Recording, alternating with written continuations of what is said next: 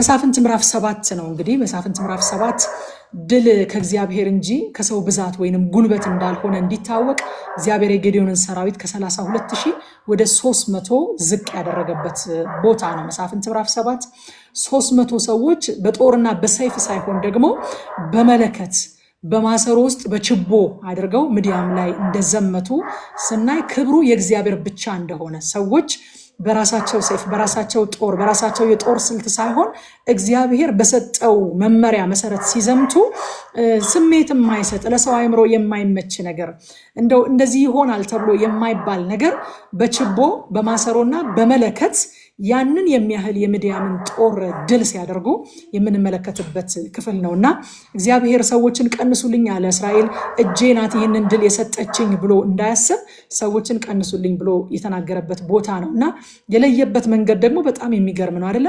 የፈራ የደነገጠ ይመለሳል። የፈራ የደነገጠ ይመለሳል። ለምን መሰላችሁ ወገኖቼ? እግዚአብሔር የሆኑ ደፋሮችን የሆኑ ጀግኖችን የሆኑ ጦረኞችን ምናምን ፈልጎ አይደለም። ስለዚህ እግዚአብሔር የፈራ የደነገጠ ይመለስ ሲል የሆኑ ጀግኖችን ስለፈለገ አይደለም። የሆነ የሰውን ጉልበት የሰውን ድፍረት ፈልጎ አይደለም። እግዚአብሔር ፍርሃት የእምነት ተቃራኒ ስለሆነ ነው። አያችሁ፣ ፍርሃት የእምነት ተቃራኒ ነው። እግዚአብሔር ደግሞ የሚሰራው ከአማኞች ጋር ነው። የፈለገው የሰውን ድፍረት ሳይሆን የእምነት ድፍረትን የፈለገው እግዚአብሔር። ይህንን ለይተን ማየት አለብን። እግዚአብሔር ፈሪዎች እንድንሆን አይፈልግም። የፍርሃት መንፈስ አልሰጠንም ምናምን ስንል በስጋ እንድንደፍር አይደለም እግዚአብሔር የሚፈልገው በመንፈስ እንድንደፍር ነው። በሱ ታምነን እንድንደፍር የእምነት ድፍረት የሚባል አለ። የእምነት ድፍረት ትህትና ነው። የስጋ ድፍረት ግን ትዕቢት ነው። ትዕቢት የሆነውን የስጋ ድፍረት የሰው ድፍረት ሳይሆን እግዚአብሔር የፈለገው የእምነት በእግዚአብሔር ላይ ታምነው የሚደፍሩ እነሱን ነው እግዚአብሔር የፈለገው ማለት ነው። መዝሙር 33 ቁጥር 4 ላይ በጣም የምወደው ቃል አለ። እንደዚህ ይላል፣ የእግዚአብሔር ቃል ቅን ነውና ይላል። ሃሌሉያ! የእግዚአብሔር ቃል ቅን ነውና ብሎ ስራውም ሁሉ በእምነት ነው ይላል። ደስ አይልም? የእግዚአብሔር ቃል የሚሰራው በምንድን ነው? በእምነት ነው። ስራውም ሁሉ በእምነት ነው። እግዚአብሔር በእምነት የሚደፍሩ ሰዎችን ይፈልጋል። በስጋ የሚደፍሩ ሳይሆን በትዕቢት የሚደፍሩ ሳይሆን በእምነት የሚደፍሩ ሰዎች ትሁታን ናቸው። እነሱን ነው እግዚአብሔር የሚፈልገው። እዚህ ቦታ ላይ የፈራ የደነገጠ ይመለስ ሲል ከእምነት አንጻር ነው እንጂ ከሰው ድፍረት አንጻር እንዳልሆነ እንድንረዳው ፈልጌ ነው። እና አንዳንዴ ያልኳችሁ ነበር እግዚአብሔር የምንደገፍባቸውን ነገሮች ዘወር በማድረግ እሱ ላይ መደገፍን ያስተምረናል። እስራኤል 32,000 ጦር ይዞ ከወጣ እጅ ያዳነችኝ ብሎ እንዳይል ሰው በዝቷል አለ እግዚአብሔር። ሰው በዝቷል። አያችሁ፣ እግዚአብሔር ሰው ሲበዛ፣ የሰው እጅ ሲበዛ፣ የሰው ኃይል ሲበዛ፣ የሰው ዘዴ ሲበዛ፣ የሰው አደራረግ ሲበዛ ቀንሱ ይላል። አንዳንድ ጊዜ በአገልግሎታችን በምናደርጋቸው ነገሮች የሰው እጅ የሚበዛበት ሁኔታ አለ። እግዚአብሔር ከሚንቀሳቀስበት መንቀሳቀስ ይልቅ እግዚአብሔር ከሚሰራው ስራ ይልቅ የኛ ማጀቢያዎች የሚበዙበት ጊዜ አጋጥሟቸው አያውቅም? የኛ ግርግር የሚበዛበት ጊዜ ገጥሟቸው አያውቅም? አያችሁ፣ እግዚአብሔር ሰው በዛ አለ። ሰው በዛ በጣም። አሁን በእኛ በመንፈሳዊ ብታመጡት ነገሩን ከመጠን በላይ የሰው ኤፈርት በዝቶ፣ ከመጠን በላይ የሰው ግርግር በዝቶ፣ ከመጠን በላይ የሰው አጀብ ማለት የሰው ቁጥር ሳይሆን ሰው የሚያደርጋቸው የሰው ሲስተም የሆኑ የሰው አደራረግ የሆኑ ነገሮች በዝተው በቃ ጉባኤያችን፣ አገልግሎታችን፣ ህይወታችን፣ ነገራችን እግዚአብሔር ከመሽተት ይልቅ ሰው የሚሸትበት ጊዜ የለም። ሰው በዛ ይላል እግዚአብሔር። በእውነት ሰው አነስ እያለ እግዚአብሔር ይብዛልን። አሜን። ስጋ ዝቅ እያለ የሰው ሲስተም ዝቅ እያለ የሰው አደራረግ ዝቅ እያለ እግዚአብሔር እሱ ከፍ ይበልልን። እግዚአብሔር እሱ ይብዛልን እና በስቷል አለ እግዚአብሔር። 10,000 ሰዎች ቀሩ ከ32,000። አሁንም በስቷል አለ እግዚአብሔር። እኔ ሂድ የምለው ብቻ ይሄዳል ካንተ ጋር አለ። እኔ ቅር የምለው ደግሞ ይቀራል አለ። አያችሁ ወዳጆቼ፣ አንዳንድ ጊዜ በህይወትም ሆነ በአገልግሎት በምናደርገው ጉዞ እኛ ከእግዚአብሔር ጋር እንስማማ እንጂ አብረውን የሚሄዱት ሰዎች የፈለገ ከነሱ ጋር ቁጭ ብለን ረጅም እቅድ ያቀድን ሰዎች ብንሆን እግዚአብሔር ከኛ ጋር ሂዱ ካላላቸው አይሄዱም። በቃ ይሄንን አውቀን ጨከን ማለት ወገባችንን አሰር ማድረግ ያስፈልጋል። አያችሁ በህይወት በቃ ለሲዝን የሚመጡ ሰዎች አሉ። ሲዝኑ ሲያልቅ እግዚአብሔር ሂዱ ሲላቸው የሚሄዱ ሰዎች አሉ። የዓለም ፍጻሜ አይደለም። ብቻ እግዚአብሔር ከእናንተ ጋር ይሁን። ከ32,000 ሰው ጋር ጀምራችሁ ከ300 ሰው ጋር ልጨርሱ ትችላላችሁ። ብቻ እግዚአብሔር ከእናንተ ጋር ይሁን። እግዚአብሔር እኔ ሂድ ያልኩት ነው የሚሄደው አለ። ደስ አይልም? ሃሌሉያ። ይሄ ጸሎታችን ይሁንልን። በእውነት በቃ በሄደው በመጣው ልባችን ከፍና ዝቅ እንዳይል ይሄ ጸሎታችን ይሁንልን። ጌታ ሆይ እኔ ካንተ ጋር እስማማለሁ። አንተ ሂድ ያልከው ከኔ ጋር ይቀጥላል። አንተ ቅር ያልከው ደግሞ ዛሬ ይቆማል። እስማማለሁ ካንተ ጋር ብለን ጨከን ብለን የምንጸልይ ይሄ ጸሎታችን ይሁንልን። ሁለተኛ ቆሮንቶስ ምዕራፍ 12 ቁጥር 9 ላይ ደግሞ ሐዋርያ ጳውሎስ እንደዚህ አለ፣ እርሱም አለ ጸጋዬ ይበቃሃል፣ ኃይሌ በድካም ይፈጸማልና አለኝ። እንግዲህ የክርስቶስ ኃይል ያድርብኝ ዘንድ በብዙ ደስታ በድካሜ ልመካ እወዳለሁ አለ። ሁለተኛ ቆሮንቶስ 12:9 እርሱም ጸጋዬ ይበቃሃል፣ ኃይሌ በድካም ይፈጸማልና አለኝ። እንግዲህ የክርስቶስ ኃይል ያድርብኝ ዘንድ በብዙ ደስታ በድካሜ ልመካ እወዳለሁ። ከዛ በኋላ ቁጥር 7 ላይ ስንመጣ እግዚአብሔርም ጌዲዮንን በእጃቸው ውሃ በጠጡት በ300 ሰዎች አድናችኋለሁ፣ ምድያማውያንንም በእጅህ አሳልፌ እሰጥሃለሁ፣ የቀሩት ሕዝብ ሁሉ ወደ ስፍራቸው ይመለሱ አለው ይላል። አያችሁ ወዳጆቼ፣ መንፈሳዊ ውጊያ፣ መንፈሳዊ ጦርነት ስርዓትን፣ ዲሲፕሊንን፣ ደግሞ ዝግጁነትን፣ ጠንቃቃነትን፣ ንቃትን ይጠይቃል። ዝም ብሎ ሁሉ ሰው የሚሰለፍበት አይደለም። ውሃ አጠጣታቸውን አይቶ በዲሲፕሊን የሚጠጡትን በዝግጁነት በንቃት በጥንቃቄ የሚያደርጉት እዚህ ዛሊን ትሄዳለህ አለ። በዚህ በ300 እጃቸው የሚጠጡት በ300 እጅ ብያቸዋለሁ። መንፈስ ጌዲዮን የሰጠው መመዘኛ ውሃ አጠጣጣቸው። በጣም መንፈሳዊ ሆነን ግን ደግሞ ዝርክርኮች ልንሆን አንችልም። በጣም መንፈሳዊ ሆነን ግን ደግሞ ንቁ ያልሆነን ራሳችንን የማንጠብቅ ዝግጁ ያልሆነን ጠንቃቃ ያልሆነን ልንሆን አንችልም። ሁለንተናችን ይናገራል። መንፈሳዊ መነቃቃት የሁሉም መነቃቃት መሰረት ነው። ግን ደግሞ ሁሉም አይነት መነቃቃት ቢኖረን መንፈሳዊ መነቃቃት ለመኖሩ ማረጋገጫ ነው ማለት ደግሞ አይደለም። ይህንን ባላንስ አድርገን እንድንሰማ ያስፈልጋል ማለት ነው። እና መንፈሳዊ ጦርነት ስርዓትን ይጠይቃል፣ ዝግጁነትን ይጠይቃል፣ ጠንቃቃነትን ይጠይቃል፣ ንቃትን ይጠይቃል። ይሄ ደግሞ በስጋችንም የተገለጠ ነገር ነው። እነዚህ ሰዎች በውሃ አጠጣጣቸው ተገልጦ ታየ እና ይመለሱ አለ እግዚአብሔር። በ300 እጅን ማድነህ ዝግጁ የሆኑ ንቁ የሆኑ ጠንቃቃ የሆኑ ዲሲፕሊን የሆኑ 300 ሰዎች ይበቁኛል አለ እግዚአብሔር። ጥቂቶች ይበቁታል እግዚአብሔር። ከሱ ጋር ለመሰለፍ የቆረጡ የጨከኑ የተዘጋጁ የነቃ መንፈስ ያላቸው ስርዓትን የሚያውቁ ጥቂቶች ይበቁታል እግዚአብሔር። በእነዚህ በ300 እጅ በእጃቸው ውሃን ቀድተው በጠጡት በ300 እጅ አድናችኋለሁ ወይም ብሎ እግዚአብሔር ሲናገር እናያለን። አንደኛ ቆሮንቶስ ምዕራፍ 16 ቁጥር 13 ላይ ሐዋርያ ጳውሎስ ንቁ ይላል። ንቁ፣ በሃይማኖት ቁሙ፣ ጎልምሱ፣ ጠንክሩ ይላል። ንቃትን ይጠይቃል መንፈሳዊ ህይወት ማለት ነው። ቁጥር 10 ላይ ስንመጣ አንተም ለመውረድ ብትፈራ አለው እግዚአብሔር። ምን አይነት ደግ አምላክ ነው! ትላንትና ጌዲዮን ምልክት ሲጠይቅ ከአንድም 2 ጊዜ ሲያሳየው ሲሰጠው ተመልክተን እግዚአብሔር ያለንበት ወርዶ የሚገናኘን አባት ነው እንጂ በሩቅ ቆሞ ያለሁበት ኑ ብሎ እስክንደርስ ድረስ የሚታዘበን አምላክ አይደለም፣ የሩቅ አምላክ አይደለም ብለን ነበረ። ዛሬም እግዚአብሔር ደግሞ ሌላ ቸርነት ለጌዲዮን ሲያደርግለት እንመለከታለን። ምክንያቱም በአይን ሲታይ ምድያማውያን እንኳን ራሳቸው ግመሎቻቸው በባህር ዳር እንዳለ አሸዋ ከቁጥር የበዙ ናቸው ይላል። ቅድም ሳነብ ሰምታችሁኛል። ግመሎቻቸው ራሱ በባህር ዳር እንዳለ አሸዋ ናቸው፣ እንኳን እነሱ ማለት ነው። ስለዚህ በአይን ለማየት በጣም የሚያስፈሩ ናቸው።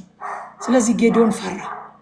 እግዚአብሔር እንደዚህ ያለው ቁጥር 10 ላይ አንተም ለመውረድ ብትፈራ አንተ ከሎሌህ ከፏራ ጋር ወደ ሰልፉ ውረድ አለው። አያችሁ፣ ፍርሃት ለእምነት ስፍራ እንዲለቅ እግዚአብሔር ምን እያደረገ እንደሆነ ጌዲዮን መስማት አለበት። ሮሜ ምዕራፍ 10 ቁጥር 17 ላይ እንግዲያስ እምነት ከመስማት ነው፣ መስማትም በእግዚአብሔር ቃል ነው ይላል። የሚሰማው ነገር ያስፈልገው ነበር። እግዚአብሔር ምን እያደረገ እንደሆነ ምን እየሰራ እንደሆነ መስማት ነበረበት። ስለዚህ እግዚአብሔር ላከው፣ ሂድና ስማ ወደ ሚዲያም መንደር ብሎ ላከው ማለት ነው። ከዛ ቁጥር 15 ላይ ጌዲዮንም ህልምና ትርጓሜውን በሰማ ጊዜ ሰገደ ይላል። ወደ እስራኤልም ሰፈር ተመልሶ እግዚአብሔር የሚዲያምን ሰራዊት በእጃቸው አሳልፎ ሰጥቷልና ተነሱ አለ ይላል። ወዳጆቼ በሰማነው ወሬ መሰረት ወይ ፍርሃት ወይ እምነት በውስጣችን ይፈጠራል። በሰማነው ወሬ መሰረት ወይ ፍርሃት ወይ እምነት ውስጣችን ሲፈጠር ከሁለት ለአንዱ መስገዳችን የማይቀር ነገር ነው። ጌዲዮን አሁን እምነት ፈጠረለት የሰማው ነገር ማለት ነው። ለዚህ ነው ጌታ ከምትሰሙት ተጠበቁ የሚለን። እግዚአብሔር ደግሞ የምትሰማውን ነገር ይሄ እምነት ከመስማት ስለሆነ መስማትን በእግዚአብሔር ቃል ስለሆነ የሚሰማውን ነገር አዘጋጀለት ማለት ነው። ሃሌሉያ። ልክ እንደኔና እንደናንተ አሁን እግዚአብሔር የምንሰማውን ነገር እንዳዘጋጀልን እየሰማንም እንዳለን ማለት ነው። እምነትን በውስጣችን የሚፈጥር ነገር፣ ለእግዚአብሔር እንድንሰግድ የሚያደርግ ነገር፣ እግዚአብሔር በውስጣችን እምነት እንዲፈጠር ይህንን እንዳዘጋጀልን ሁሉ ለጌዲዮንም የሚሰማው ነገር አዘጋጀለት ማለት ነው። ሂድና ስማ አለው። ከሰማው ነገር የተነሳ እምነት በውስጡ ተፈጠረ፣ መጣና ለእግዚአብሔር ሰገደ እዚህ ቦታ ላይ ማለት ነው። ከዛ ቁጥር 16 ላይ 300 ሰዎች በሶስት ወገን ከፈላቸው፣ በሁሉም እጅ ቀንደ መለከትና ባዶ ማሰሮ፣ በማሰሮውም ውስጥ ችቦ ሰጠ ይላል። በጣም በተደጋጋሚ የምናየው ነገር አይደለም። መሳፍንቱም ከነሱም በፊት የነበሩት ሙሴና ኢያሱም ወደ ሰልፍ ሲወጡ መለከትን ሲያስቀድሙ በጣም በተደጋጋሚ እያየን ነበረ እና እዚህ ቦታ ላይም ጌዲዮን ምን ሰጣቸው? ሶስት ነገር ነው የሰጣቸው። መለከት፣ ባዶ ማሰሮና ችቦ፣ እነዚህን ሰጣቸው ማለት ነው። ማለት ምድያማውያን እኮ የታጠቀ ሰራዊት ይዘው ነው በፊታቸው የሰፈሩት። ታንክ አይደለም ግን ጌዲዮን የሰጣቸው፣ ወይንም ደግሞ እጅግ ብዙ ቀስት እጅግ ብዙ ሰይፍ አይደለም የሰጣቸው ጌዲዮን። ለታጠቀ ሰራዊት ችቦ፣ ባዶ ማሰሮና መለከትን ሲሰጣቸው እናያለን ማለት ነው። መለከት የምስጋና ምልክት ነው እንደምታውቁት። ሁል ጊዜ ምስጋናን አስቀድመው ነው የሚወጡት እስራኤላውያን። መለከትን እየነፉ ነው የሚወጡት። ማን ከፊታችን ይውጣ ሲባልም እግዚአብሔር አይታችሁ ከሆነ ይሁዳ ይውጣ ይላል። ይሁዳ ማለት ምስጋና ማለት ነው ብለናል። መጽሐፍ ቅዱስ እንደዛ ነው የሚለው። ስለዚህ መለከትን አስቀድመው ይወጣሉ፣ ምስጋናን አስቀድመው ይወጡ ነበረ። ባዶ ማሰሮ ውስጥ ያለ ችቦ ደግሞ ይሰጣቸዋል። ባዶ ማሰሮ ውስጥ ያለ ችቦ እንዲበራ ብርሃኑ እንዲገለጥ ምን መደረግ ነበረበት? ማሰሮ መሰበር ነበረበት። አያችሁ ወዳጆቼ፣ ለኛ ይሄ እንደ ጥላ ሆኖ የሚያገለግል ነው። በውስጣችን ያለው ብርሃን የዓለም ብርሃን የሆነው ኢየሱስ ክርስቶስ ደምቆ እንዲያበራ ይሄ የኛ ማሰሮ፣ ይሄ የኛ ሸክላ መሰበር አለበት፣ መሰበር አለበት። ማሰሮ ካልተሰበረ ችቦ አያበራም። ምድያምን የሚያስደነግጠው፣ ምድያምን ሸሽቶ እንዲሄድ የሚያደርገው፣ ምድያም ድል እንዲነሳ የሚያደርገው ማሰሮ ሳይሆን ማሰሮ ሲሰበር የሚወጣው ችቦ ነው። አያችሁ፣ እኛም በጠላት መንደር ድል እንድናገኝ የሚያደርገን የሰይጣንን ስራ የሚያፈርሰው ጨለማውን የሚገፋው ይሄ የኛ ስጋ ሳይሆን ይሄ የኛ ማንነት ሳይሆን በውስጣችን ያለው የዓለም ብርሃን የሆነው ኢየሱስ ክርስቶስ ነው። ኢየሱስ ክርስቶስ ደምቆ እንዲያበራ ደግሞ ይሄ ስጋ መሰበር አለበት፣ መጎሰም አለበት። ሸክላው መሰበር አለበት። ሸክላውን በስጋ ይመስለዋል እግዚአብሔር ቃል፣ መሰበር አለበት። ሁለተኛ ቆሮንቶስ ምዕራፍ 4 ቁጥር 4 ላይ እንደዚህ ይላል፣ እርሱም የእግዚአብሔር ምሳሌ የሆነ የክርስቶስ የክብሩ ወንጌል ብርሃን እንዳያበራላቸው የዚህ ዓለም አምላክ የማያምኑትን ሐሳብ አሳወረ ይላል። የክብሩ ብርሃን ማብራት አለበት። የክብሩ ብርሃን እንዲያበራ ደግሞ ማሰሮ መሰበር አለበት። በሌላ ስፍራ ላይ ሐዋርያው ጳውሎስ በዚህ የሸክላ ዕቃ ውስጥ የከበረ መዝገብ አለን ይላል።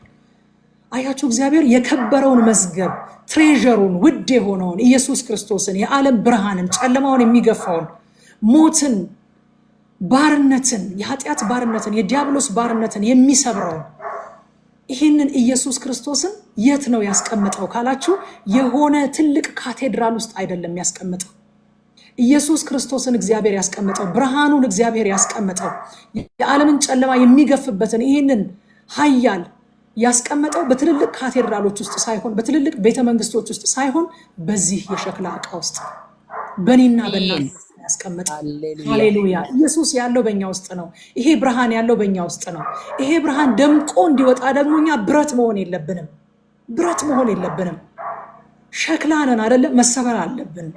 እኛ ዝቅ ማለት አለብን። ለዚህ ነው ዮሐንስ እኔ ዝቅ ዝቅ ልል አንተ ደግሞ ከፍ ልትል ይገባሃል አለ።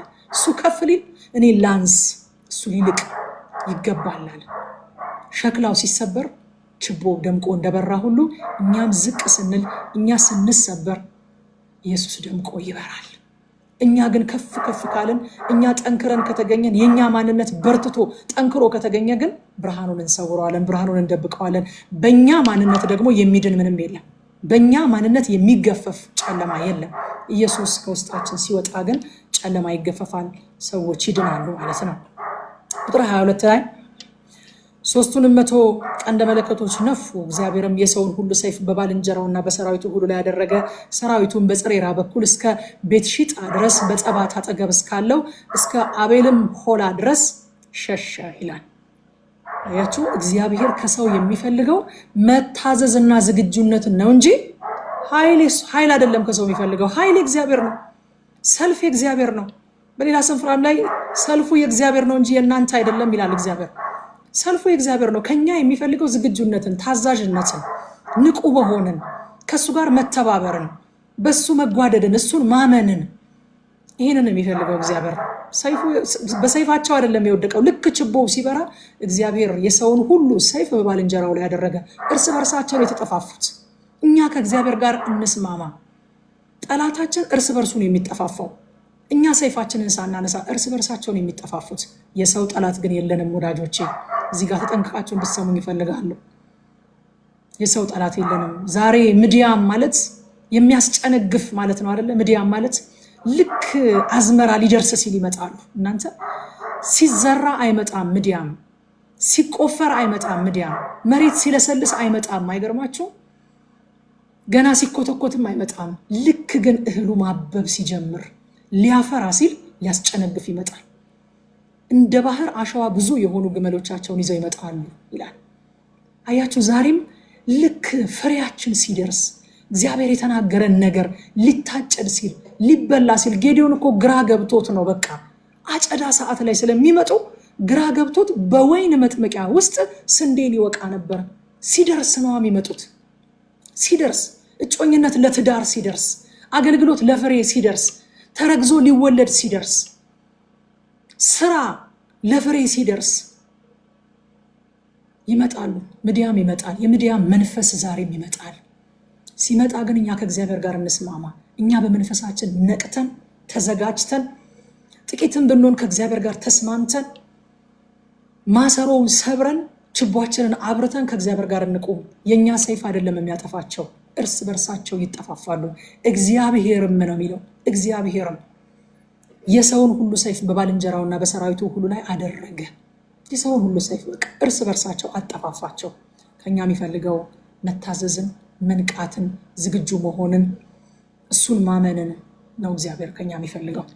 እግዚአብሔር ከዚህ ምዕራፍ የምንረዳው በጥቂት ሰውና በታናሽ ጅማሬ እንደሚጠቀም፣ ዓላማውን እንደሚፈጽም፣ እኛ ስንሰበር፣ እኛ ዝቅ ስንል የእሱ ክብር እንደሚገለጥ፣ ደግሞ ምስጋናን አስቀድመን ስንወጣ ድል እንዳለ ከዚህ ክፍል ላይ እንማራለን ማለት ነው። ወደ ምዕራፍ 8 አልፋለሁኝ።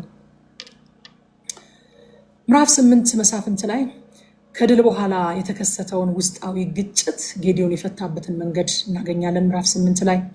ከዛ በኋላ ደግሞ ጌዲዮን ከወርቅ የሰራው ኤፉድ ለእስራኤልና ለጌዲዮን ወጥመድ መሆኑንም ደግሞ እንመለከታለን። ሁለት ዋና ዋና ነጥቦችን እናገኛለን ማለት ነው ምዕራፍ 8 ላይ። የእግዚአብሔር ሕዝብ በድል ማግስት ከሚመጣ ትዕቢት፣ በድል ማግስት ከሚመጣ መንፈሳዊ ዝንጉነት፣ በድል ማግስት ከሚመጣ የጠላት በቀል ነቅቶ ራሱን መጠበቅ አለበት የሚለው በጣም ብዙ ጊዜ ደጋግመን ተመልክተናል አይደለ? በጣም ልንጠነቀቅ የሚገባን በድል ማግስት ከሚመጡ ነገሮች ነው ብለናል። እና እዚህ ቦታ ላይም በድል ማግስት ምን ተፈጠረ? ውስጣዊ ግጭት። ጠላታችን ከዚህ በፊት ተነጋግረናል አይደለ? በቃ ምድያምን ድል ነሱ፣ ምን እድል አለኝ ከዚህ በኋላ ብሎ ጥሎ የሚሄድ አይደለም ብለናል። ችኮ ነው፣ ችክክ ያለ ነው ብለናል። ተስፋ አይቆርጥም ብለናል። እኛ የሱን አክል ተስፋ የማንቆርጥ ብንሆን ኖሮ የት በደረስን ነበረ ላለው አንዳንድ ጊዜ ነው። እና ተስፋ ስለማይቆርጥ ከውጭ ያለው ጦርነት ሲከሽፍበት ከውስጥ ደግሞ ያስነሳል። ሐዋርያው ጳውሎስንም እንደዛ ነበር ያደረገው። መከራውን የደረሰበትን መከራ ሲቆጥር መርከብ ተሰበረብኝ አለ። በኤፌሶን እንደ ሰው ከአንበሳ ጋር ታገልኩኝ አለ። በጣም የውጮችን ዘረዘርና በውስጥ ደግሞ በሐሰተኛ ወንድሞችም መከራ ደረሰብኝ ይላል። ከዚህ ሁሉ በላይ ደግሞ የሚያሳስበኝ ነገር በአብያተ ክርስቲያናት መካከል ያለው ጉዳይ ነው፣ የአብያተ ክርስቲያናት ጉዳይ ነው ይላል። አያችሁ ሰልፍ የውጭ ብቻ አይደለም። እንደውም በጣም ብዙ ጊዜ ቤተክርስቲያንን ትጥቋን የሚያስፈታት ቤተክርስቲያንን ለታላቅ ኪሳራ የሚዳርጋት ውጫዊ ግጭት ሳይሆን ውስጣዊ ሰልፍ ነው፣ ውስጣዊ ውጊያዎች ናቸው። ምን ይባላል? በደርግ ጊዜ ቤተክርስቲያን ዓለምን ትረታ ነበረ። ከዓለም ነበረ ሰይፍ የሚመዘዝባት፣ ከዓለም ነበረ ሰልፍ የሚነሳባት እና ከዓለም የሚነሳውን ሰልፍ ተቋቁማ አንጸባርቃ ወጣች። የሃይማኖት የእምነት ነፃነት፣ የአምልኮ ነፃነት ሲታወጅ እያንጸባረቀች ወጣች ቤተክርስቲያን። ከዛ በኋላ ግን ሰይጣን ከውጭ መዋጋቱን አቆምና ዓለምን ቤተክርስቲያን ውስጥ አስገብቶ ከውስጥ መዋጋት ጀመረ። ምን ያህል እንደተሳካለት እኛ ዛሬ ድሉን አንተርክም፣ የሱን ገድል አናወራም፣ ግን ሁላችንም በልባችን የምናውቀው ነገር ነው። ከውጭ ሆኖ ሲዋጋን ከሚያተርፈው ይልቅ ከውስጥ ሆኖ ሲዋጋን በጣም ያተርፋል። እና በጣም ብዙ ጥንቃቄ የሚያስፈልገን ስለ ውጫዊው ከምንጠነቀቀው በላይ ስለ ውስጣዊ ግጭቶችና ስለ ውስጣዊ ሰልፍ በጣም አዌርነስ ሊኖረን ይገባል፣ ጥንቃቄም ልናደርግ ይገባል ማለት ነው። እና ጌዲዮን እንደዚህ ያላቸው እናንተ ያደረጋችሁትን የሚመስል እኔ ምን ማድረግ እችል ኖሯል? እኔ ካደረግኩት እናንተ ያደረጋችሁት አይበልጥም አላቸው። የኤፍሬም ልጆች ምን ማድረግ ነው? ምድያምን ስንትወጋ ስትወጣ እንዴት አጠራንም እኛን? ይሄ ያደረክብን ነገር ምንድን ነው አሉና ጽኑ ጥልን ተጣሉት ይላል የኤፍሬም ልጆች። እና ጌዲዮን እንዴ ከፈለጋችሁ ሰምታችሁ አትመጡም ነበር እንዴ? ምን ማለት ነው? ያ ሁሉ ህዝብ ከኔ ጋር ይውጣ ብዬ ስጠራ አልሰማችሁም ነበረ ምናምን ብሎ መልሶ ኦፌንድ አላደረጋቸውም። በጥበብ ቃል ተናገራቸው። በጥበብ ቃል በትህትና ወንድሜ ከኔ ይሻላል በሚል እናንተ እኮ ትበልጣላችሁ፣ እናንተ እኮ ያደረጋችሁት ይበልጣል፣ እግዚአብሔር በእናንተ እጅ የሰራው ይበልጣል፣ እንደውስ እናንተ ያደረጋችሁት የሚመስል ነገር እኔ ምን ማድረግ እችል ኖሯል ብሎ በጥበብ ቃል ተናገራቸው። ቁጣቸውን ያበረደበት ጥበብ በጣም የሚገርም ነው። አብዛኛውን ጊዜ ወዳጆቼ የውጭውን ሰልፍ ድል ከነሳን በኋላ የውስጥ ግጭቶች ሲቀሰቀሱ ጥበብ ስለሌለን እርስ በርሳችን እልህ ስለምንጋባ ለብዙ ኪሳራ እንዳረጋለን። ምናልባት ነገ የምናየው ክፍል ላይ ይህንን ሀሳብ ድጋሚ እናገኘዋለን። የውስጥ ግጭቶችን እንዴት መፍታት እንደሚያስፈልግ ማለት ነው። ድላችንን ለማስጠበቅ እንደ ጌዲዮን ትህትናን መያዝ ያስፈልጋል። ጥበብን መጠቀም ያስፈልጋል። ጌዲዮን ትሁት ሆነ። እስራኤልን ያሳረፈው እኮ እሱ ነው። እግዚአብሔር እኮ ፊት ለፊት መጥቶ ያናገረው እሱ ነው። መስዋዕቱን የተቀበለለት የእሱን ነው። ብዙ ምልክት እየሰጠ የጌዲዮንና የእግዚአብሔር ሰልፍ ተብሎ የጌዲዮንና የእግዚአብሔር ሰይፍ ተብሎለት ብዙ ነገሮችን ያደረገ እኮ እሱ ነው። ግን ደግሞ የኤፍሬም ልጆችን እግዚአብሔር በእናንተ ያደረገው ይበልጣል ሲላቸው ቁጣቸው በረደ። አይገርማችሁ? ጥቂት ነገር ነበር የሚያስፈልገው፣ የትህትና ቃል። እናንተ ትበልጣላችሁ የሚል የትህትና ቃል ነበር የሚያስፈልገው። ኤፌሶን ምዕራፍ 4 ቁጥር 3 ላይ የእግዚአብሔር ቃል በሰላም ማሰሪያ የመንፈስን አንድነት ለመጠበቅ ትጉ ይላል። የመንፈስ አንድነት በምንድን ነው የሚጠበቀው? በሰላም ማሰሪያ። የመንፈስ አንድነት ለማምጣት አይደለም እኛ የምንተጋው ወዳጆች። የመንፈስ አንድነትማ ተሰጥቶናል አለ። ያው አንዱ መንፈስ ነው በሁላችንም ውስጥ ያለው አንዱ መንፈስ። ግን ያንን የተሰጠንን የመንፈስ አንድነት ደግሞ መጠበቅ ያስፈልጋል። በሰላም ማሰሪያ የመንፈስን አንድነት ለመጠበቅ ትጉ ይላል። ምሳሌ ምዕራፍ 15 ቁጥር 1 ላይ ደግሞ የለዘበች መልስ ቁጣን ትመልሳለች፣ ሻካራ ቃል ግን ቁጣን ታስነሳለች ይላል። ነገ የምናየው ክፍል ላይ የዚህን ተቃራኒ እናገኛለን። የለዘበ መልስ በቃ አንዳንድ ጦርነቶች ታውቃላችሁ አይደለ? በአገራት መካከል እንኳን የሚነሱ ጦርነቶች የለዘበች መልስ ካለመኖሯ የተነሳ ነው። ሸካራ ቃል ከመነገሩ የተነሳ ነው። በሀገራት መካከል ጦርነት ተነስቶ ብዙ ህዝብ ያልቃል፣ ብዙ መሰረተ ልማት ይወድማል፣ ብዙ እናቶችና ሴቶች ይደፈራሉ፣ ይጎዳሉ። ያ ሁሉ ነገር ግን የጀመረው ሸካራ ቃል በመነጋገር ሊሆን ይችላል። ስለዚህ ቀላል እንዳልሆነ ልነግራችሁ ፈልጋለሁ። የለዘበች መልስ ቁጣን ትመልሳለች።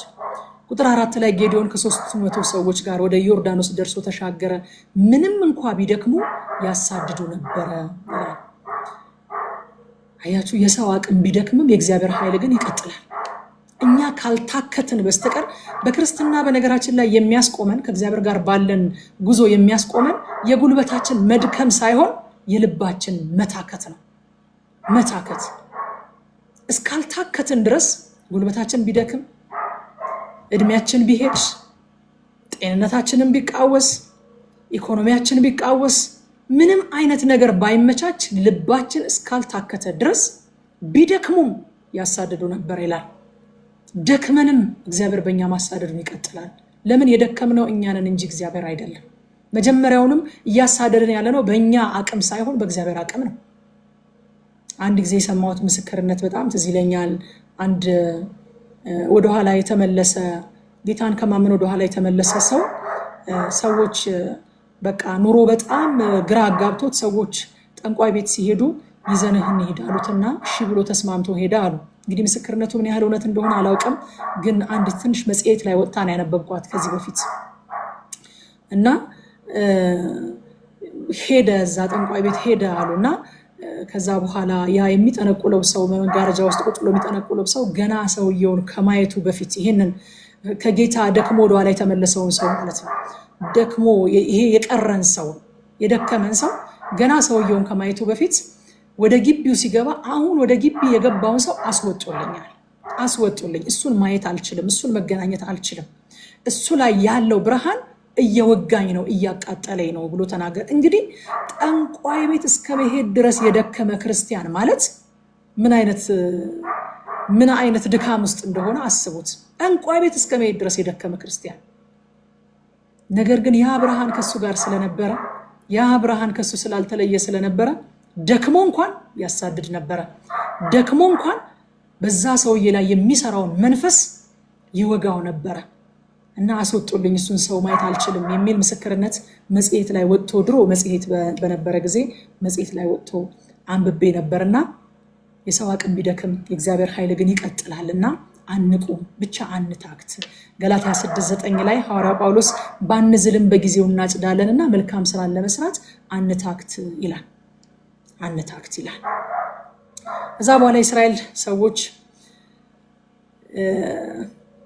ግዛን የሚባለውን ሊገድሉት የእስራኤል ሰዎች ጌዲዮን ጋር መጡና አድነህናል፣ ታድገህናል፣ ስለዚህ አንተም ልጆችህም የልጅ ልጆችህም እንድትነግሱብን እንፈልጋለን፣ እንድትገዙን እንፈልጋለን ብለው ኦፈር ያቀርቡለታል። እና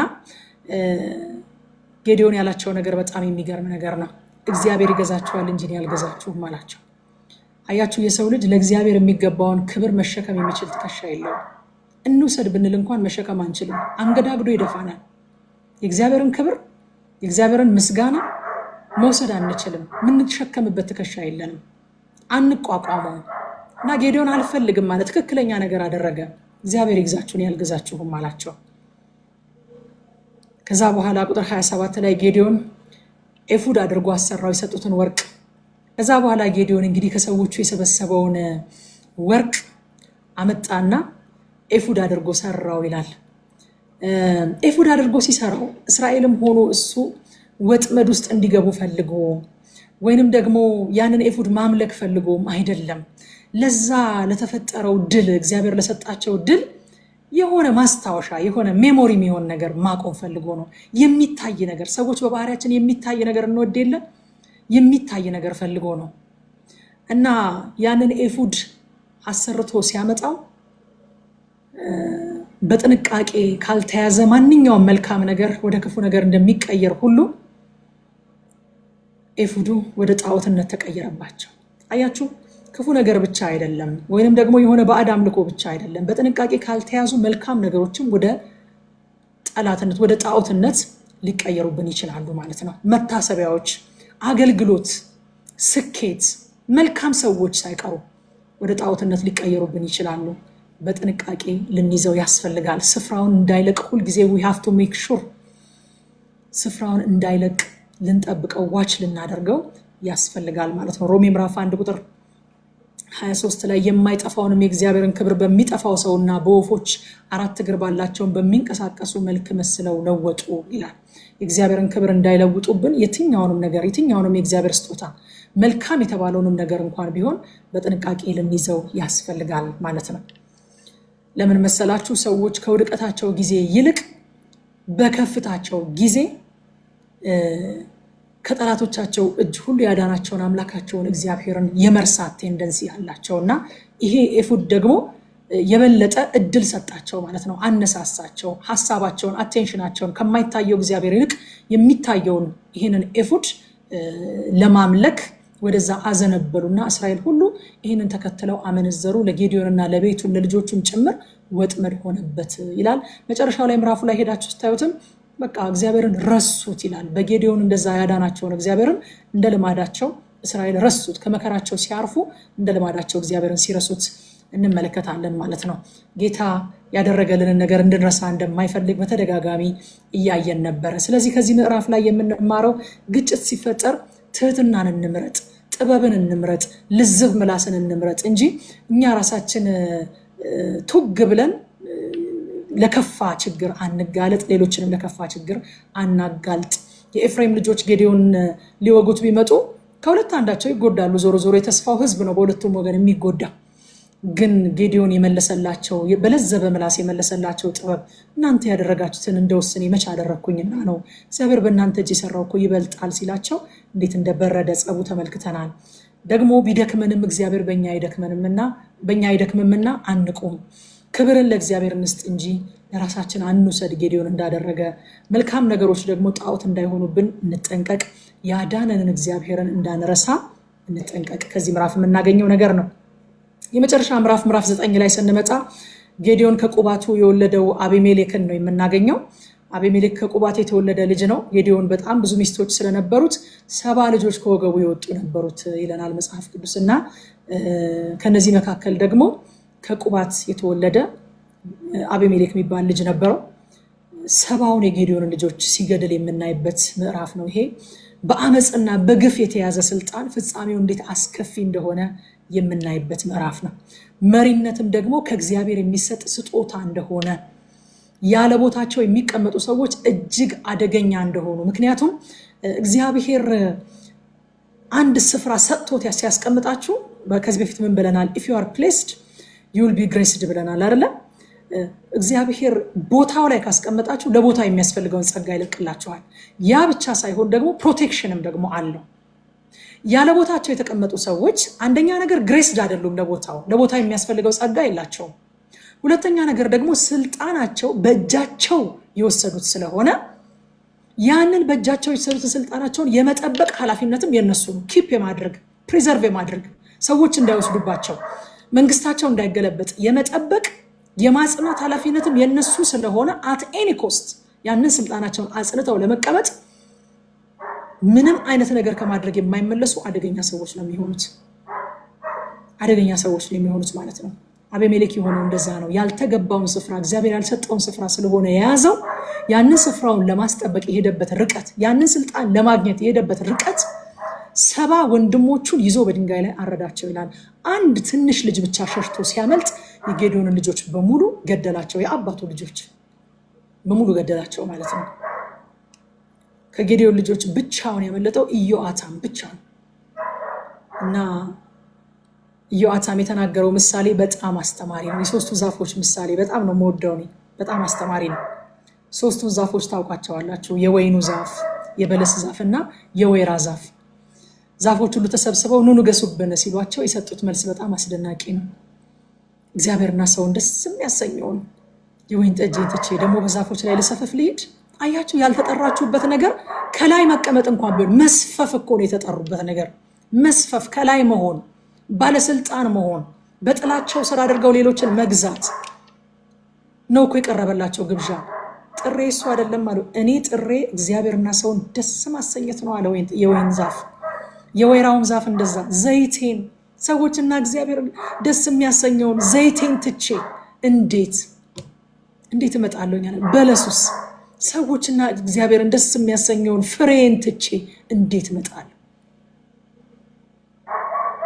ሃሌሉያ ሃሌሉያ። እግዚአብሔር የሰጠንን ነገር ስናከብር ከንግስና ጋር እንኳን አናወዳደረውም። አያችሁ፣ በቃ የተሰጣቸውን ነገር ዛፎቹ ሲያከብሩ እናያለን። እኔ የተሰጠኝ ሰዎችና እግዚአብሔርን ደስ ማሰኘት ነው። እኔ የተሰጠኝ ዘይት መስጠት ነው። እኔ የተሰጠኝ ደግሞ ፍሬ መስጠት ነው። ስለዚህ አላደርገውም አሉ። ትልቅ ቢሆንም ተወዳጅ ቢሆንም ተፈላጊ ቦታ ቢሆንም እግዚአብሔር ካልጠራኝ አላደርገውም የምንልበት ጸጋ እግዚአብሔር ያብዛልን። ከነዚህ ከዛፎቹ ነገር ሁለት ነገሮችን ተማርኩኝ እኔ። የመጀመሪያው የእግዚአብሔር ፈቃድ ትላልቅና ተወዳጅ የሆኑ ስራዎችን እየፈለግን እንድንሰራ ሳይሆን የተፈጠርንበትን ዓላማ ፈጽመን እንድናልፍ ነው። የተፈጠርንበትን ዓላማ ለምንድን ነው የተጠራነው? ለመንገስ፣ ለመግዛት፣ ለመምራት ከተጠራን እሰየው፣ ስፍራችንን ይዘን መምራት አለብን። ግን ደግሞ ዛፎቹ የተጠሩበትን ዓላማ የተፈጠሩበትን ዓላማ ዘርዝረው አስቀመጡ።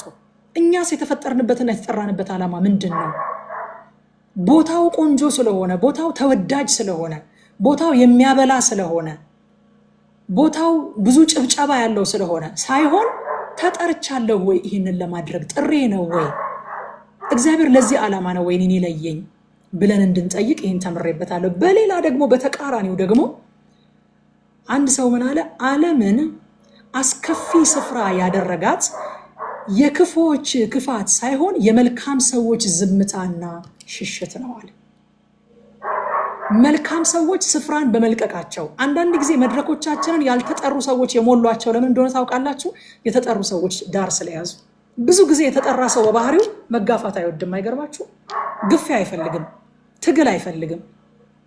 በቃ እግዚአብሔር ከጠራኝ ይሆናል ይላችኋል። እና የተጠሩ ሰዎች ዳር መቆማቸው ያልተጠሩ ሰዎች መድረኮቻችንን እንዲቆጣጠሯቸው አድርጓል። መልካም ሰዎች ዝም ማለታቸው። እኔ አንዳንድ ጊዜ የሆነ አባቶች በጣም የሚገርማቸው ነገር ከብዙ ውትወታ በኋላ ነው ኒቆዲሞስ ሾው ላይ የሚቀርቡልኝ። ለምን አይፈልጉም? ብዙ ማውራት አይፈልጉም። እደግመዋለሁ። እሺ፣ ብዙ ማውራት አይፈልጉም። እነሱ ብዙ መናገር አይፈልጉም።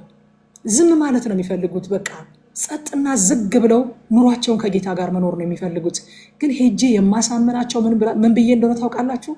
የእናንተ ዝም ማለት የሰነፎች ድምፅ ጎልቶ እንዲወጣ እያደረገ ነው። ትውልድ እንደሆነ መስማቱ አይቀርም። የሚሰማው ነገር እስካልሰጠ ነው ድረስ መስማቱ አይቀርም። አንድ ጊዜ ማሙሻ ፋንታ ምን ፕሮግራም ላይ ቀርቦ እንደዛ ብሎ ተናግሯል። ትውልድ ከራበው እና ጤነኛ ምግብ ካልሰጠ ነው የተበከለ ምግብ መብላቱ አይቀርም ማለት። አያችሁ? ምናልባትም እነዚህ መልካም ዛፎች አንሰፍም ማለታቸው ከጥሪያቸው አንጻር ካልሆነ በስተቀር፣ ቅድም እንዳልኩት ከጥሪያቸው አንጻር ካልሆነ በስተቀር የመልካሞች ሽሽት፣ የመልካሞች ቸልተኝነት፣ የመልካሞች ዝምታ ክፉዎች ደምቀው እንዲወጡ ያደርጋል። አባባሉን እደግመዋለሁኝ። ዓለምን አስከፊ ስፍራ ያደረጋት ከክፉዎች ክፋት ይልቅ የመልካም ሰዎች ዝምታና ሽሽት ነው። መልካም ነገር አላችሁ፣ አትደብቁት፣ አትሰውሩት፣ ስጡት። ምሳቃችሁን ይዛችሁ ውጡ። ለትውልድ ስጡ። ለ10 ሰዎች ስጡ፣ ለ20 ሰዎች ስጡ። እናንተ ባታወሩም እንደሆነ እየተወራ ነው፣ የሆነ ወሬ እየተወራ ነው አየሩ ላይ። ትውልድ የሚሰማው ነገር እኛ መስጠት አለብን። ቤተክርስቲያን መስጠት አለባት። እውነት ያላቸው ሰዎች፣ መልእክት ያላቸው ሰዎች መናገር አለባቸው። ስፍራቸውን መያዝ አለባቸው። እንደው ሰዓት ቢኖር አንድ ምስክርነት ነግራችሁ ነበረ። በአንድ አጋጣሚ እንደዚህ ግፊያ አልፈልግም ብዬ እግዚአብሔር በእርግጥ እንደጠራኝና እንደተናገረኝ በስፍራውም ላይ እንዳስቀመጠኝ የማውቀውን ነገር ግፊያ ስለማልወድ እኔ ትቼው ዘወር አልኩኝ። እኔ እኮ ሲጀመር አልፈልግም። በጣም የሚገርማችሁ ነገር እኔ ሲምፕል ላይፍ ነው የምወደው እና የሆነ ሰው አውቆኝ ከዛ በየቦታው እንደዚህ እንትን አልፈልግም። እና ይቅራ እግዚአብሔር። እኔ መጀመሪያ ደረጃ የምወደው ህይወትም አይደለም። እኔ ታዋቂ መሆንም ሆነ የሆነ ነፃነቴን ማጣትም ሆነ የማልፈልጋቸው ነገሮች ናቸው። እና እኔ መጀመሪያ ደረጃ እኮ I didn't ask for it፣ አልፈለግኩትም። ስለዚህ በቃ ቢቀርስ ብዬ ትውት አድርጌው የተቀመጥኩበት ነገር ነበርና ትልቅ የእግዚአብሔር ሰው ናቸው። ምን አሉኝ? ለምንድን ነው ይህንን ነገር የተውሽው ብለው ሲጠይቁኝ፣ አይ እኔ መጋፋት አልፈለግኩኝም፣ በቃ ያ ሰው ያንን ቦታ ስለፈለገው ተውኩት ስላቸው፣ አንዳንድ ጊዜ አሉኝ ሰዎችን እሺ ስትይ እግዚአብሔርን እምቢ እያልሽ እንዳልሆነ ሜክሹር አሉኝ። ሜክሹር ሰዎችን እሺ ስትይ በዛ ውስጥ አልቲሜትሊ እግዚአብሔርን እምቢ እያልሽ እንዳይሆን ተጠንቀቂ ብለው አሉኝና አነቁኝ። ለካ እኔ ግፌ አልፈልግም፣ እኔ ትግል አልፈልግም፣ ደስ ይበላቸው ይሁንላቸው፣ እኔ ይቅርብኝ ብዬ ዘወር ስል ትውት ሳደርግ በዚህ ውስጥ እዛ ስፍራ ላይ ቁሚ፣ እዛ ስፍራ ላይ የምፈልግሽ አንቺን ነው፣ እዚህ ስፍራ ላይ እንድትቆሚ አንቺ ውስጥ ያስቀመጥኩት ጸጋ አለ ያለኝን እግዚአብሔርን ለካ በዛ ውስጥ እምቢ እያልኩት ነው። አነቆኝና ተነስቼ ስፍራዬን ያስኩኝ ማለት ነው። ስለዚህ መልካም ሰዎች ግፊያ አልወድም ብለው እግዚአብሔር የጠራቸው ሰዎች፣ መልእክት ያላቸው ሰዎች፣ ለቦታው እግዚአብሔር የፈለጋቸው ሰዎች አልፈልግም፣ እኔ ግፊያ አልፈልግም፣ ምን አጋፋኝ እኔ ብለው ዳር መያዛቸው ክፉ ሰዎች መሀሉን እንዲቆጣጠሩት ያደርጋል። ያልተጠሩ ሰዎች መሀሉን እንዲቆጣጠሩት ያደርጋል ማለት ነው። ጻድቅ ዝም ሲል ኃጢአተኛ ኃይል ያገኛል። ሮሜ ምዕራፍ 12 ቁጥር 21 ላይ ሐዋርያ ጳውሎስ ክፉን በመልካም አሸንፍ እንጂ በክፉ አትሸንፋል። ክፉን በመልካም እያሸነፍን መሄድ አለብን። ዝምታ በክፉ መሸነፍ ነው ወዳጆች፣ በክፉ መሸነፍ ነው። ይሄው ዝም አንልም ብለን ወደ ቲክቶክ መጥተን ዋጀነው አይደለም? ዋጀነው እኮ አትሊስት ለኔና ለናንተ ዋጅተነዋል። በቃ ለኔና ለናንተ ዝም ብንልስ ግን በክፉ ተሸንፈናል። በቃ ወይ ቲክቶክ እንደው ወይ እያልን ቁጭ ብንል ኖሮ በቃ ለክፉ መሸነፍ ማለት ያ ነው። ይልቁንም ግን ተነስተን በመናገራችን ምክንያት ክፉን በመልካም ያሸነፍነው። ወጥተንም ቲክቶክ ላይ ያላችሁ እንደዚህ የምታረጉ ብለን ክፉን በክፉ ለማሸነፍም አልሞከርንም። መልካሙን የእግዚአብሔር ቃል ይዘን ስንወጣ ግን ክፉን በመልካም ማሸነፍ ማለት ይሄ ነው። ዝም ስንል ግን መሸነፍ ነው። ስለዚህ ይህንን ከዛፎቹ ተምሬያለሁኝ እኔ። እግዚአብሔር ፍጹም ጻድቅ አምላክ ነው። ሃሌሉያ። የእሱን ጽድቅ ይዘን እኛ ደግሞ መውጣት አለብን። ማቴዎስ ወንጌል ምዕራፍ 5 ቁጥር 13 ላይም ጌታ እንደዛ ነው ያለው፣ እናንተ የምድር ጨው ናችሁ። ጨው አልጫ ቢሆን ግን በምን ይጣፍጣል? ወደ ውጭ ተጥሎ በሰው ከመረገጥ በቀር ወደፊት ለምንም አይጠቅምም ማለት። ጨው ነን እኛ። አልጫ መሆን የለብንም። ምንም ለውጥ የማያመጣ ምንም ኢምፓክት የሌለው እንደው ዝም ብሎ የሚኖር መሆን የለብንም። አልጫ መሆን የለብንም። ከዛ በኋላ ቁጥር 22 ላይ አቤሜሌክ በእስራኤል ላይ 3 ዓመት ነገሰ ይልና እግዚአብሔርም ክፉ መንፈስ በአቤሜሌክና በሰዎቹ በህዝቡ መካከል ሰደደ ይላል። በህዝቡና በአቤሜሌክ መካከል እግዚአብሔር ክፉ መንፈስ ሰደደ ይላል። እዚህ ቦታ ላይ እንድናየው የምፈልገው ነገር ምናልባት እኔ ለመጀመሪያ ጊዜ ይህን ክፍል ሳጠና የተፈጠረብኝ አይነት ጥያቄ የሚፈጠርባችሁ ሰዎች ልትኖሩ ትችላላችሁ ብዬ ስላሰብኩኝ ትንሽ ነገር በዚህ ዙሪያ መናገር እፈልጋለሁኝ። ይሄ ክፍልና አንደኛ ሳሙኤል 16-14 ላይ ያለ ቃል አንድ አይነት ቃል ነው፣ ደግሞ መፈታት ያለበት ቃል ነው። መጽሐፍ ቅዱሳችንን ስንፈታ ደግሞ ከምን አንጻር ነው የምንፈታው ተባብለናል። ከእግዚአብሔር ባህሪም ተነስተን የምንፈታው ብለናል አይደለ? ባህሪውንም ይዘን የምንፈታው አንዱ መፍቻ መሳሪያ የእግዚአብሔር ባህሪ ነው እና እግዚአብሔር ክፉ መንፈስን ሰደደ የሚለው ቃል አንደኛ ሳሙኤል 16-14 ላይ ደግሞ የእግዚአብሔር መንፈስ ከሳኦል ራቀ፣ ክፉ መንፈስም ከእግዚአብሔር ዘንድ አሰቃየው የሚል ቃል እናገኛለን። እባካችሁ አሁን እየተማረን ያለነው ነገር ላይ ትኩረት እናድርግ። አሁን እዚህ ቦታ ላይ በጌታ ፍቅር ጠይቃችኋለሁ። በጣም በፍጹም ትህትና እያከበርኳችሁ እየወደድኳችሁ ጠይቃችኋለሁ። አሁን እንደዚህ አሁን ሂሩት እያደረገች እንዳለችው ጥቅሶችን እየተነገሩ ያሉ ትምህርቶችን ራሳቸውን እያመጣን ፖስት ብናደርግ ጥሩ ነው። በውስጥ መስመር ልጽፉልኝ ትችላላችሁ። ኒቆዲሞስ ሾው ላይ እንዲጋብዙ የምትፈልጓቸው ሰዎች ካላችሁ በውስጥ መስመር ላይ ልጽፉልኝ ትችላላችሁ። የኔንም ትኩረት የሌሎችንም ትኩረት እንዳትይዙ ጥንቃቄ እናድርግ። ራሳችንን አንዋጋ። አሜን። ጠላት እየተዋጋን ያለው መቼ አነሰን? በመብራቱ በምኑ እየተዋጋን ያለው በጣም በቂ ነውና እኛ ራሳችን ላይ ሰልፍ አናስነሳ እና እዚህ ስፍራ ላይ ሳኦል ላይም ከእግዚአብሔር ዘንድ ክፉ መንፈስ አሰቃየው የሚል ቃል እናገኛለን። ከዛ በፊትም ደግሞ እግዚአብሔር አቤሜሌክና የሚመራቸው ሕዝብ መካከል ክፉ መንፈስን ሰደደ የሚል ቃል እናገኛለን። እግዚአብሔር ወዳጆቼ ፍጹም ጻድቅ አምላክ ነው። እግዚአብሔር ፍጹም ብርሃን ነው፣ በሱ ዘንድ ጨለማ የለም። እግዚአብሔር ፍጹም መልካም ነው፣ በሱ ዘንድ ክፋት የለም፣ በሱ ዘንድ አመፅ የለም።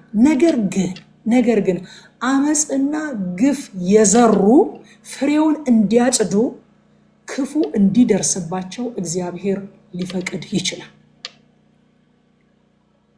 ይህንን ደግሜ እናገራለሁ። እግዚአብሔር የክፉ ነገር ምንጭ አይደለም። እንኳን እግዚአብሔር እኛን ራሱ እግዚአብሔር ከአንድ ምንጭ እንዴት ሁለት አይነት ውሃ ይቀዳል ብሎ የሚናገረን አምላክ ነው። የክፉ ነገር ምንጭ አይደለም። እግዚአብሔር መልካም ነው፣ ከሱ የሚወጣው መልካም ነው። እግዚአብሔር ብርሃን ነው፣ በእርሱ ዘንድ ጨለማ የለም። እግዚአብሔር ጻድቅ ነው፣ በእርሱ ዘንድ አመፃ የለም። እግዚአብሔር መልካም ነው፣ በእሱ ዘንድ ክፋት የለም። ይሄ ክፉ መንፈስ ታዲያ እግዚአብሔር ሰደደባቸው ተብሎ በአቤሜሌክ ላይና በሳኦል ላይ እግዚአብሔር ሰደደባቸው የተባለው ክፉ መንፈስ ምንድን ነው ካላችሁ መጽሐፍ ቅዱስ ላይ ከዚህ በፊትም ተናግሬያለሁ።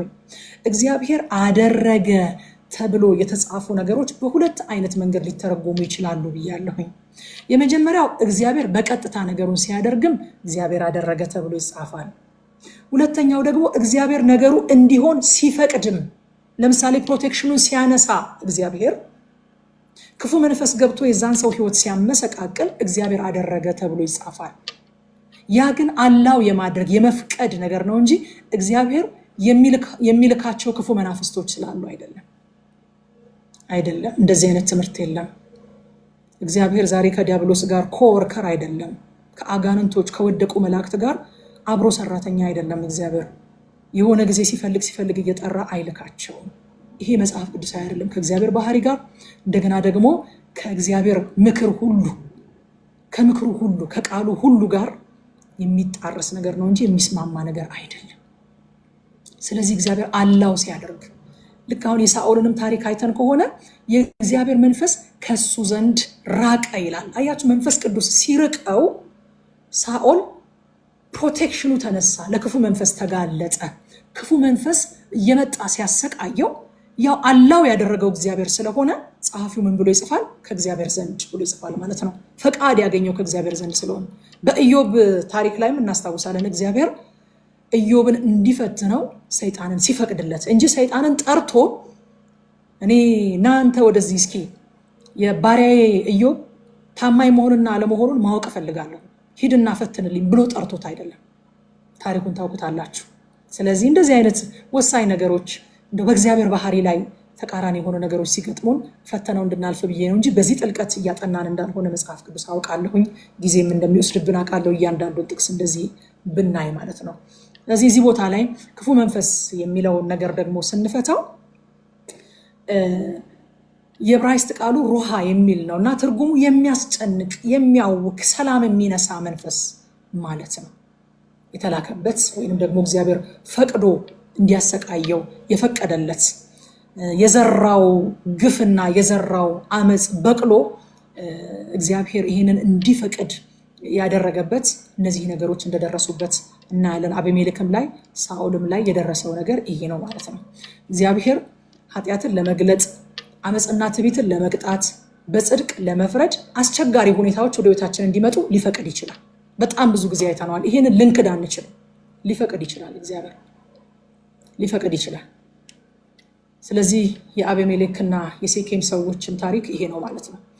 በአቤሜሌክና በሴኬም ሰዎች መካከል ያለው ግንኙነት የተገነባው በንጹህ መሰረት ላይ አልነበረም። ስለዚህ እግዚአብሔር በሁለቱም ላይ ነው የፈረደው። በሁለቱም ላይ ሲፈርድ ደግሞ እርስ በርሳቸው እንዲጠፋፉ ነው ያደረጋቸው። የሴኬም ሰዎችም ለአቤሜሌክ አድልተው እሱ የስጋችን ቁራጭ የአጥንታችን ፍላጭ ነውና እሱ ይንገስብን ብለው የይሩበአልን ወይም የጌዲዮንን ልጆች ሲያስገድሉ እጁን ሲያበረቱ ትንሹ ልጅ የጌዲዮን ልጅ ያመለጠው ረግሟቸዋል። በገሪዛን ተራራ ላይ ቆሞ ለአባቴ ቤት ውለታው ይሄ ከሆነ መልካም አድርጋችሁለት ከሆነ ከአቤሜሌክ ጋር ተስማምታችሁ ተቀባብላችሁ በሱ ደስ ብሏችሁ ኑሩ አለ። ግን ደግሞ ያደረጋችሁት ነገር ገና ለገና አቤሜሌክ ከእናንተ ወገን ስለሆነ አድልታችሁ እንደሆነ 70 ልጆቹ እንዲገደሉ ማድረጋቸው የአባቴን ውለታ እንደዚህ መመለሳችሁ እንደዛ ሆኖ ከሆነ ደግሞ እግዚአብሔር ደግሞ ይክፈላችሁ ብሎ ረግሟቸው ነበረ። ያ ያደረጉት ክፋት ግንኙነታቸው መሰረቱ ንጹህ ስላልነበረ መልሶ ሲከፍላቸው እንመለከታለን። ፍጻሜያቸው በጣም አስከፊ ሲሆንና እርስ በርሳቸው ሲጠፋፉ እናያለን። ሮሜ ምዕራፍ 12 ቁጥር 19 ላይ የእግዚአብሔር ቃል እንደዚህ ይላል፣ ተወዳጆቹ የራሳችሁ አትበቀሉ፣ ለቁጣው ፈንታ ስጡ እንጂ በቀል የእኔ ነው፣ እኔ ብድራቱን መልሳለሁ ይላል ጌታ ተብሎ ተጽፏልና ይላል። እግዚአብሔር እናንተ አትበቀሉ አለ እንጂ እኔ አልበቀልም አላለም። እግዚአብሔር ይበቀላል። ተበቃይ አምላክ ነው። በነገራችን ላይ ለመበቀልም ሙሉ መብት ያለው እግዚአብሔር ብቻ ነው። እኛ የመበቀል ብቃቱም የለንም፣ ሞራሉም የለንም። እኛ ራሳችን በብዙ በደል ስለምንገኝ ማለት ነው። የኛ በቀል ደግሞ የሚያስተምርም የሚመልስም አይደለም። ከቁጭትና ከእልህ ከቂም ነው የኛ በቀል የሚወጣው። የእግዚአብሔር በቀል ግን የሚወጣው ከፍትህ ከጽድቅ ነው። የእግዚአብሔር በቀል የሚወጣው ደግሞ በዓላማ ነው የሚወጣው፣ ለማስተማር፣ ለመገሰጽ፣ ለመመለስ፣ ፍትህን ለማውረድ፣ የተበደለውን ለመካስ ነው የእግዚአብሔር በቀል የሚወጣው። የኛ በቀል ግን እንደዛ አይደለም። ሳይ እንዳቃጠለኝ አቃጠልኩት ለማለት አይነት ነው የኛ በቀል የሚሆነው። ሞራሉም የለንም። በቀላችንም ደግሞ ዓላማ ቢስ ነው፣ ዓላማም የለውም። ስለዚህ በቀል አለ፣ ግን በቀል መበቀል የኛ አይደለም፣ በቀል የእግዚአብሔር ነው። ቁጥር 53 ላይ አንዲትም ሴት በአቤሜሌክ ራስ ላይ የወፍጮ መጅ ጣለችበት፣ አናቱንም ሰበረችው ይላል። ይሄ በእስራኤል ታሪክ ሁሉ ሲወራ የኖረ ነገር ነው። ዳዊት ሁሉ ይጠቅሰዋል። በኋላ ላይ አንደኛ ሳሙኤል ምዕራፍ 12 ላይ ዳዊት ይጠቅሰዋል። ከቤርሳቤ ጋር ከወደቀ በኋላ ወደዛ አስጠጉት ብሎ ኦርዮንን ደብዳቤ አስይዞ ከላከው በኋላ አቤሜሌክን ወደ ቅጥሩ በተጠጋ ጊዜ አይደለም ሴት ወፍጮ መጅ ጥላ የገደለችው ብሎ የሚነገር በአፈ ታሪክ ሁሉ የሚነገር ነገር እስኪሆን ድረስ እግዚአብሔር ትዕቢተኛውን አቤሜሌክን በአደባባይ አዋረደው። እሱ በሴት ልጅ እጅ እንዳልሞት ናና ሰይፍህን አውጥተህ ወግተህ ግደለኝ ብሎ ሎሌውም እንዲገለው አድርጓል። ታሪኩ ግን እንደዛ አልተጻፈለትም። እንደፈራው ነው ታሪኩ የተጻፈለት። እንደፈራው ሄዳችሁ አንብቡት። ዳዊት ታሪኩን በድጋሚ ይናገራል። በሴት እጅ እንደሞተ እንደፈራው ነው የተጻፈበት ታሪኩ ማለት ነው። እግዚአብሔር ትዕቢተኛን በአደባባይ ያዋርዳል። ያዕቆብ 4:6 ላይ ነገር ግን ጸጋን አብልጦ ይሰጣል፣ ስለዚህ እግዚአብሔር ትዕቢተኞችን ይቃወማል፣ ለትሑታን ግን ጸጋን ይሰጣል ይላል። ማቴዎስ 23:12 ላይ ደግሞ ራሱን ከፍ የሚያደርግ ሁሉ ይዋረዳል፣ ራሱንም የሚያዋርድ ሁሉ ከፍ ይላል ይላል። ስለዚህ ከዚህ ምዕራፍ የምንማረው እግዚአብሔር ያልሰጠንን ስፍራ ለመያዝ ስንሞክር አመፀኞች፣ ግፈኞች፣ ትዕቢተኞች እንሆናለን፣ መጨረሻችንም አያምርም። ሁለተኛ የምንማረው ነገር የኛ ዝምታና ቸልተኝነት ለጠላት እድል ፈንታ ይሰጣል። ስለዚህ ዝም አንበል። ሶስተኛው የምናየው ነገር አመፅ ላይ የተመሰረተ ግንኙነት ፍጻሜው አስከፊ ነው፣ እንደ አቤሜሌክና እንደመራቸው ህዝቦች ማለት ነው። ይህንን ነው ከነዚህ ክፍሎች ዛሬ ማየት የቻልኩት። በብዙ ሰልፍ ውስጥ ግን ጌታ ረድቶን መጨረስ ስለቻለን